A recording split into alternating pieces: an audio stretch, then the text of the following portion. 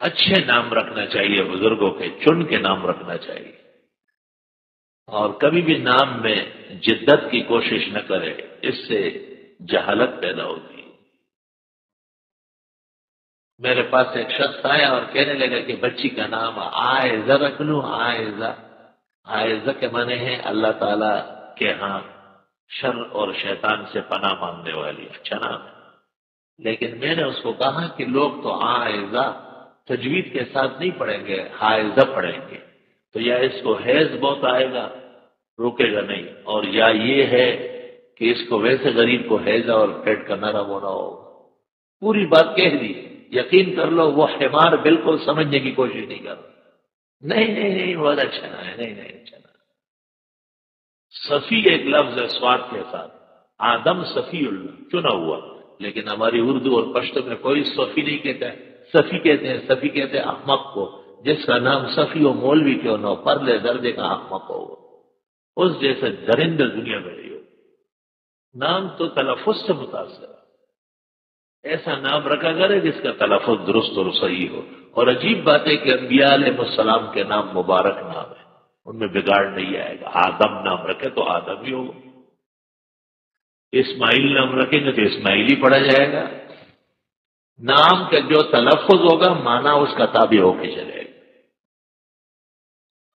استغفر اللہ استغفر اللہ۔ یہاں ایک بچے کو لایا گیا تو بتایا کہ بس روز اس کا پیٹ خراب ہوتا ہے۔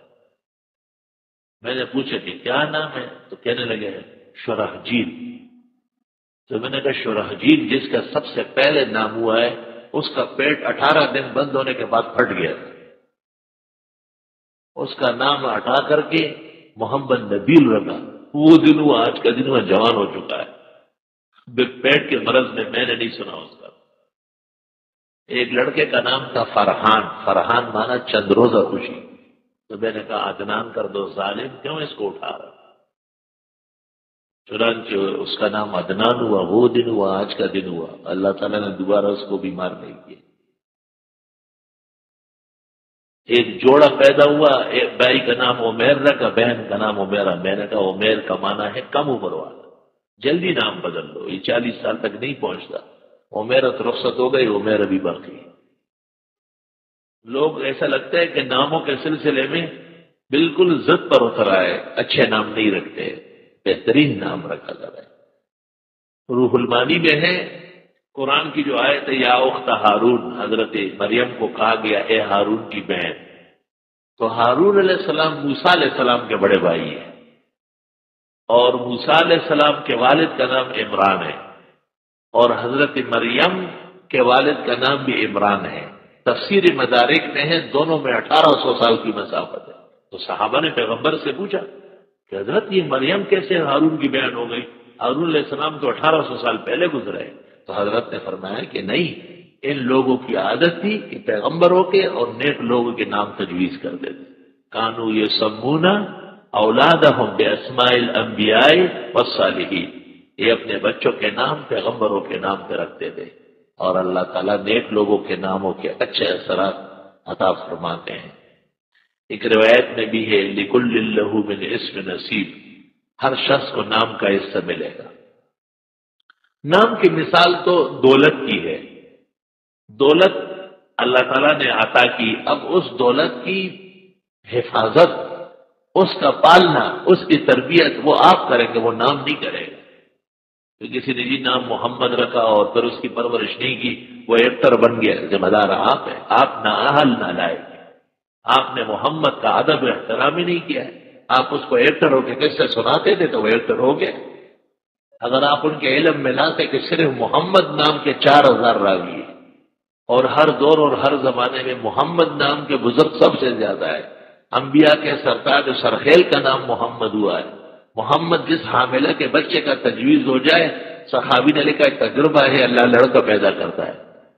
قیامت کے دن جب محمد نام کا کہا جائے گا، ساری کائنات کو خاموش کیا جائے گا، حضرت صلی اللہ علیہ وسلم کے لیے نور کا ممبر تجویز ہو جائے گا، حکم ہو جائے گا کہ آپ اس پر تشریف رکھیں، پھر اور لوگوں کا اعزاز ہوگا۔ سب سے پہلے اعزاز قیامت کے دن کا آپ کا ہے۔ پھر اعلان ہوگا کہ جتنے محمد نام کے مسلمان ہیں وہ سب باہر آ جائے. تو یہ باتیں آپ نے بچے کے کان میں نہیں ڈالی. بچے کو آپ نے غلط پٹی پڑھائی اور غلط جگہوں پہ لے گئے. بچے کے آپ بظاہر باپ ہے، حقیقت میں بدترین دشمن ہے. حقیقت میں ماں ہے، اصلاً کسائن کسائن کسابن ہے. اس نے بچے کی عزت، شرف، احسان سب کاٹ کر رکھ دیا ہے. اس کو ایک عام محلے کا فرو بنا دیا ہے. بچے کا نام رکھ کے پھر اس کے کان میں ڈالے کہ یہ ہم نے ایک بزرگ کی طرف آپ کو منسوخ کیا ہے، بیٹے اس کا خیال رکھنا ہے. آسان کام نہیں ہے. آپ گھر پہ قرآن شریف لے آئے اور اپنے اخبارات میں رکھ دیا، یہ قرآن مجید کا قصور ہے؟ کہ آپ کی نااہلیت و بے دینی کی وجہ ہے. آپ کے گھر میں یہ کہا کہ قرآن جیسی کتاب آسمان و زمین میں نہیں. یہ سارا گھر ایک طرف، قرآن دوسری طرف. خبردار کہ قرآن کے اوپر کوئی چیز رکھی گئی، آپ نے اس کو ردی کے ٹوکری میں ڈال کے رکھا ہوا ہے. تو آپ نہ قرآن میں فرق کرتے، نہ ٹیسٹ پیپر میں فرق کرتے، نہ اسلامی نام جانتے ہیں اور نہ بش اور بلیئر کے معنی سمجھتے ہیں. آپ نے ہمیشہ کے لیے بے قدری، بے احترامی کرتے ہیں. تو بچہ تو پہلا علم گھر سے سیکھتا ہے. اس کا پہلا مدرسہ ماں باپ ہے.